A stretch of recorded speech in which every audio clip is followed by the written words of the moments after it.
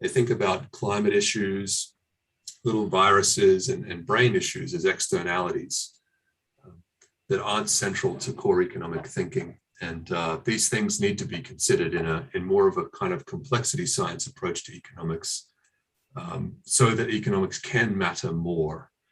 That's what we want. In the area that I'm most focused on is how can economics help us to understand the human brain, and how can the human brain influence economic thinking. We really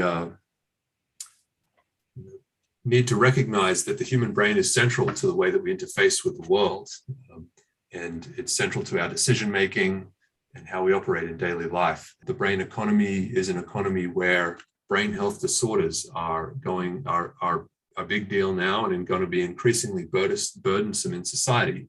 And the brain economy is an economy where we need to have resilience, increasingly higher and higher levels of resilience to cope with coming shocks, which are highly predicted in our society in the future.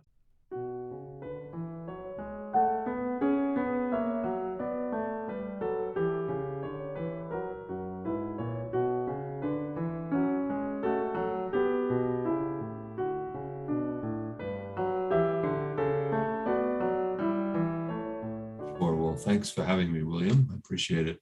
I think economics matters for many reasons. It helps us to understand what makes civilization and society tick. And once we understand in as much granular detail as possible what makes civilization and society tick, we hopefully can then start to engineer policies with that similar level of granularity.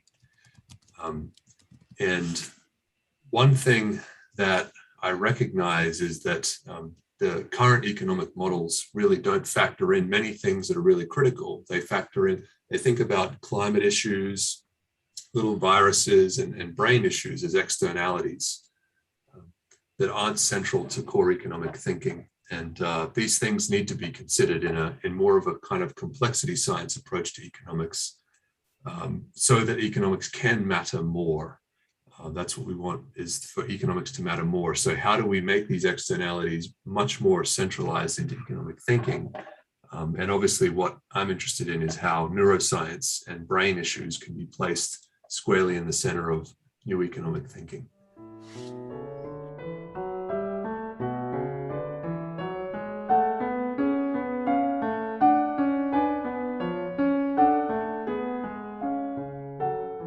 I would say at the moment, where we stand in the field is to say that economic science is very much focused on complexity, and trying to attain as much understanding of complexity as possible. However, we all know that the complexity of life is almost infinitely complex. So it's really just something that we're trying to achieve, but it's a laudable goal.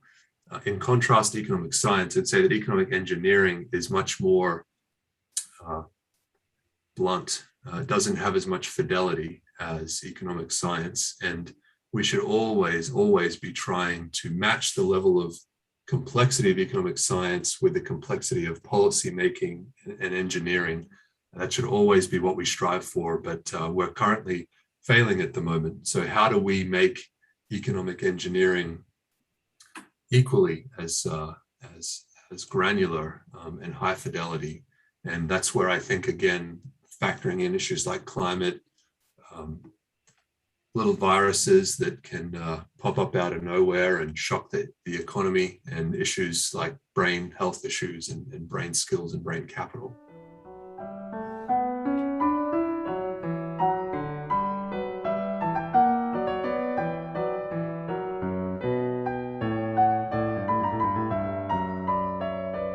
I think that economics is central to society. It's really central to understanding of how society operates, how it operates well and not well, within values and without values. And I think that economics is, it's doing reasonably well. I think of the work of someone like Steven Pinker, who's demonstrating that over the arc of history, we are improving the human condition. We are there's less war, there's better lifespan for people, things like this. We are doing well, and economics has got a lot to we should thank it for that in many ways, but there are still a lot of issues that it doesn't serve us well with. I mean, think of the existing issues that we're facing that are perhaps going to get worse in the future. Think of climate issues, inequality, the rise of sort of techno-authoritarian states. These are the things that economics is not helping us to perfectly tackle right now. So we do need to do better. And in the area that I'm most focused on is how can economics help us to understand the human brain, and how can the human brain influence economic thinking? We really need to recognize that the human brain is central to the way that we interface with the world, and it's central to our decision making and how we operate in daily life. And there are a lot of brain related issues right now. We think about the economic effect of brain health disorders, whether it's autism in kids, depression in adults, Alzheimer's in older adults. These issues cost the global economy trillions of dollars right now, and worse, even more costly during COVID, and projected to get way more costly into the future, potentially into the tens of trillions of dollars a year in lost productivity. So the modern economy is obviously, unfortunately, in many ways nurturing this disorder. So how do we think about modifying the economy to be less creative of these issues? And how do we factor them into economic thinking, and then economic engineering and policy making is very critical. And then you, of course, think of other brain-related issues such as misinformation propagation and disinformation propagation around the world, and things like this. Science denialism is another one, with vaccine hesitancy or anti-vaccination interests. So these are things that I think can help the economy work more in our good if we understand them better.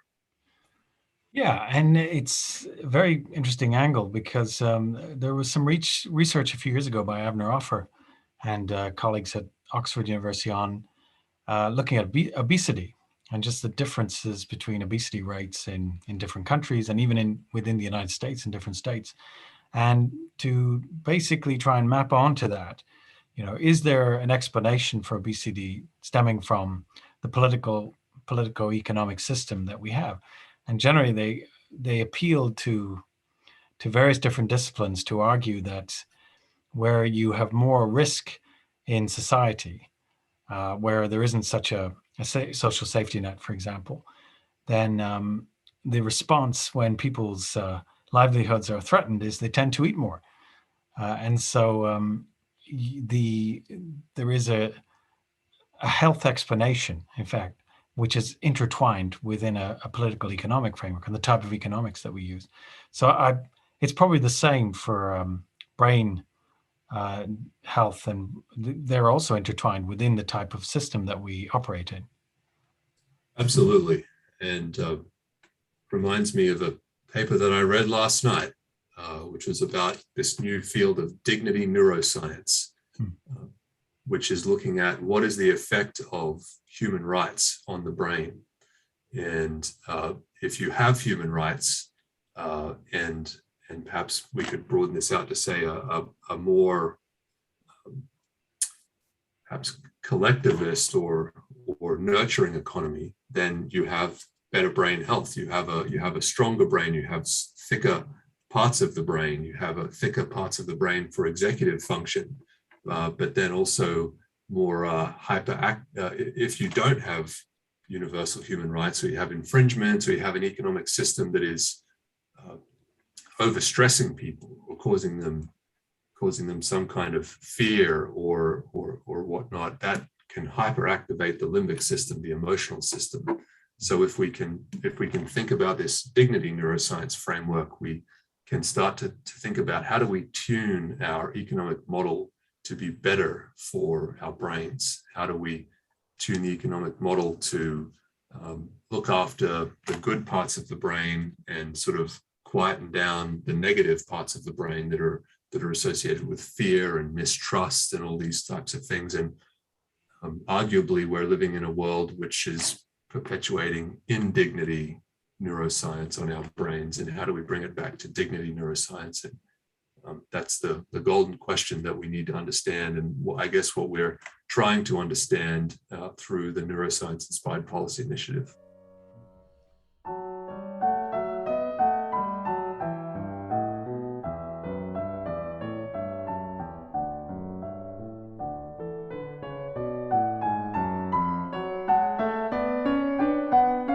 I would say that economics has a long way to go to better factor in these important issues.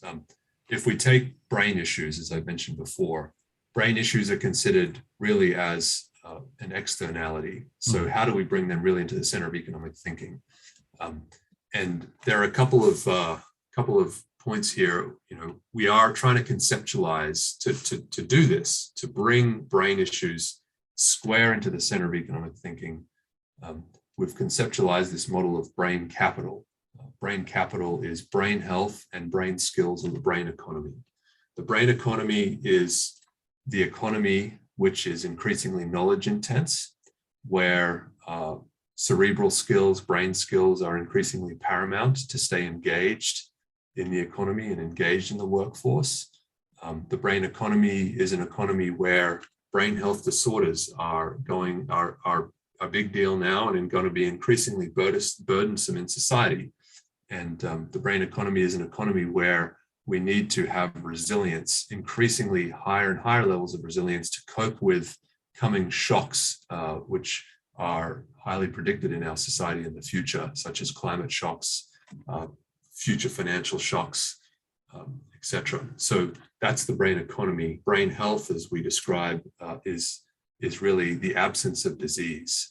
It's the presence of neuronal health, brain health, and the absence of disorders like ADHD, depression, Alzheimer's disease. And then brain skills are skills which are most paramount to coping and flourishing in modern society: resilience, adaptability, creativity. So we've brought brain capital to the fore to bring it into the center of economic thinking. And what this means is that we can start to think about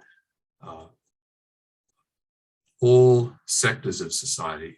What could policies be that boost brain capital, whether it's in healthcare, social services, internet, telecoms, you name it. We're interested in thinking about policies which promote brain capital. We're then also interested in thinking about approaches to investing in brain capital. These can be conventional, government grants, but unconventional, new age approaches, venture capital, sovereign bonds that are nuanced and specific to brain health, different thematic types of ETFs. All of these need to be considered for ways of boosting brain capital, because if we're going to boost brain capital, then it needs to really be thought about comprehensively. And then also we're developing a brain capital index to try to track and monitor brain capital over time so that we can understand if it's getting better or getting worse. And so this is a long way of saying that we do need to factor in economics doesn't factor in these issues right now. And we're working to try to do this. And hopefully what this will mean is that we will have less brain-based issues in the long run. We'll have less misinformation propagation on the internet. We'll have less science denialism. We'll have more interest and respect for climate change, more interest and respect for the science of pandemics and vaccination development, and less general misery. So this is hopefully we'll start to calibrate economics to factor this in more.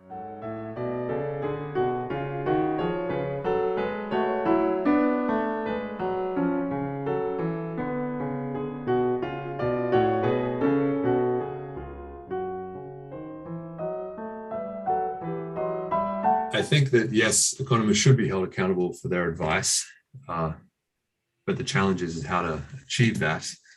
So perhaps one thing that we can achieve in holding economists accountable is let's hold them accountable to working in multidisciplinary teams.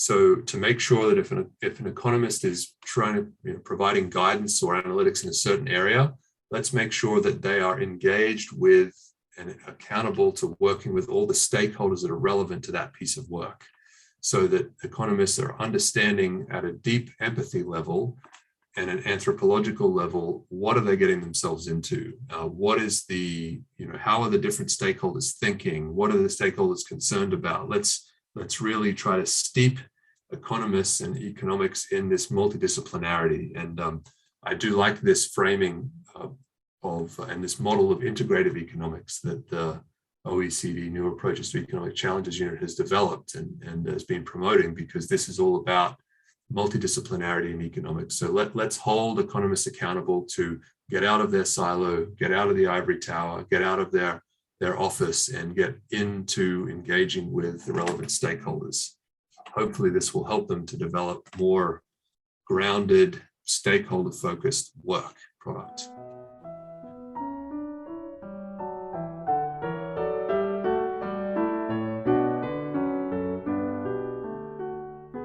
So I would define capitalism in fairly unremarkable terms. Capitalism nowadays is really the pursuit of wealth in monetary terms, and it's the pursuit of maximal free marketism. And I do not think that that is ideal for society and for civilization in the long run.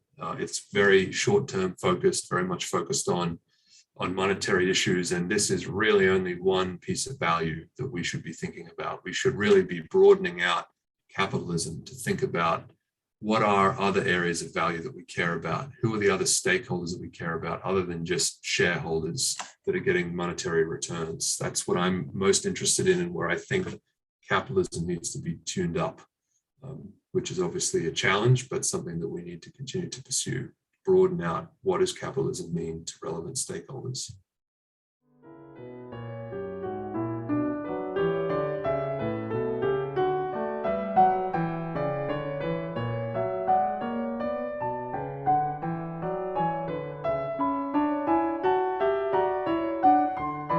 No, I don't think it can. I think that capitalism as it is now has got us into quite the pickle. We have climate issues that are increasingly significant. We've seen that in the last few months in various parts of the world. We have, despair, economic despair for many parts of the United States and many parts of the world. That's, when people in despair, owing to feeling, they feel like they're being left behind by the economy. That's not good. These people become very desperate, and it's not good for them and not good for the communities that they live in. The economy has got us lots of political turmoil, political division.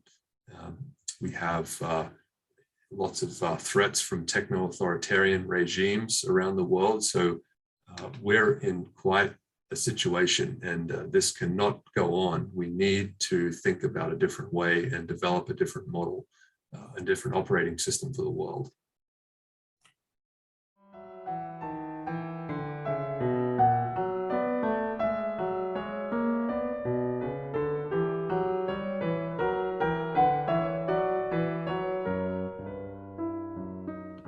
I think we can imagine another approach. And if we take the premise that the brain is sort of paramount to how we operate in the world and how we interact with the world, how we make decisions, etc., can we think about a form of stakeholder capitalism which focuses on brain issues? So can we think about stakeholder capitalism, which, as we know, is this approach to broadening out the stakeholders that we care about in the economy, not just thinking about shareholders and monetary return, but thinking about the environment, thinking about employees of companies, thinking about citizens, civic society, etc.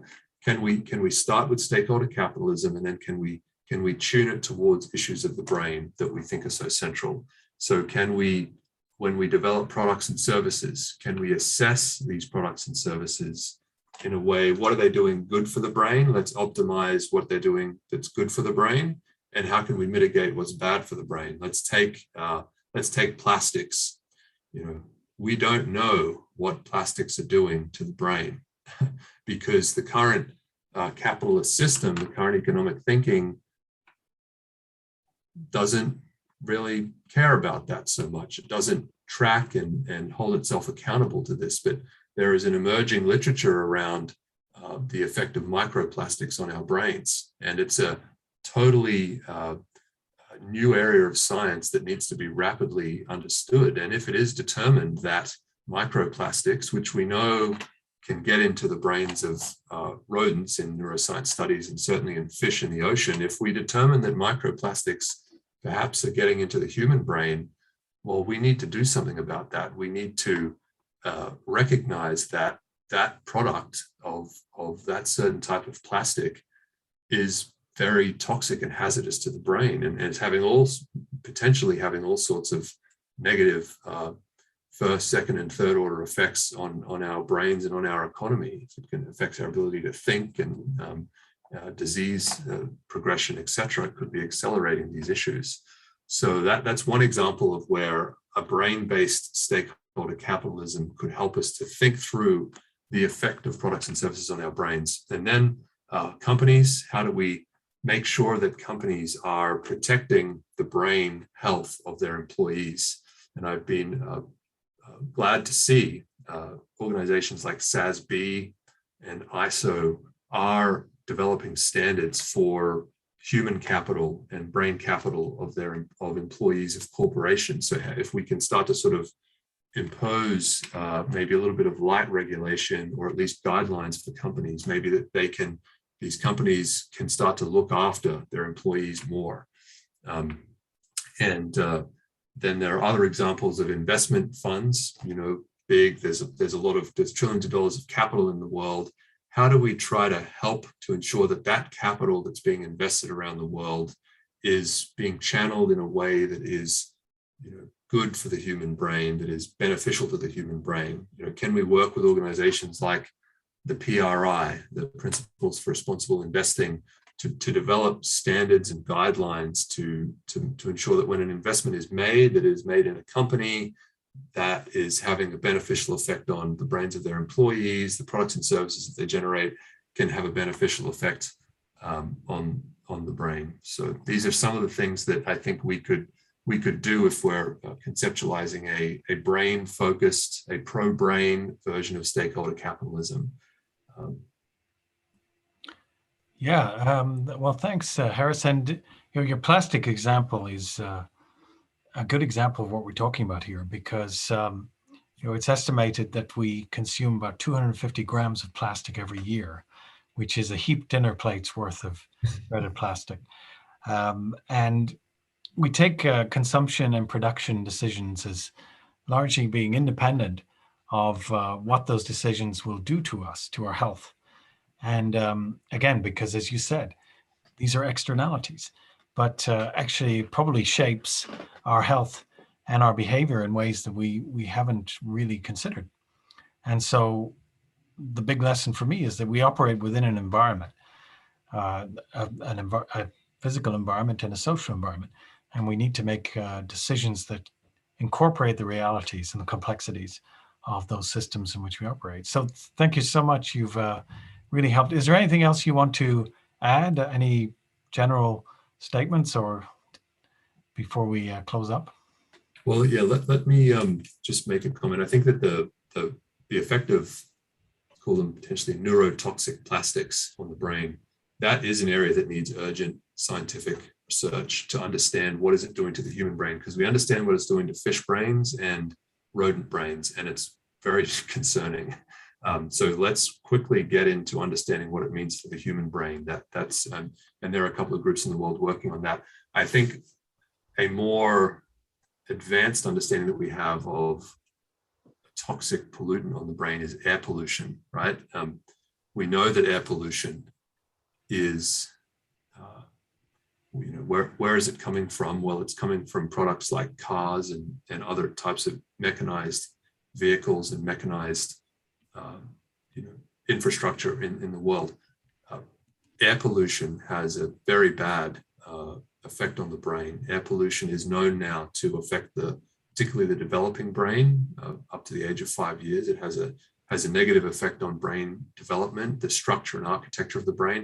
But we also know that it is associated with the more rapid development of cognitive decline in older age. So that, air pollution is one example of, if you don't think about, say, the building and marketing of cars and mechanized vehicles, and then you don't think about the effect of the exhaust on the human brain, then you're just going to keep producing more combustion engines, and it's going to continue to have worse effects on the human brain. But if we were to think about the impact of air pollution from those products like cars, then we wouldn't perhaps be producing them quite as much. So if we can start to tune our thinking around neuroscience, I think we can get a lot of value for society.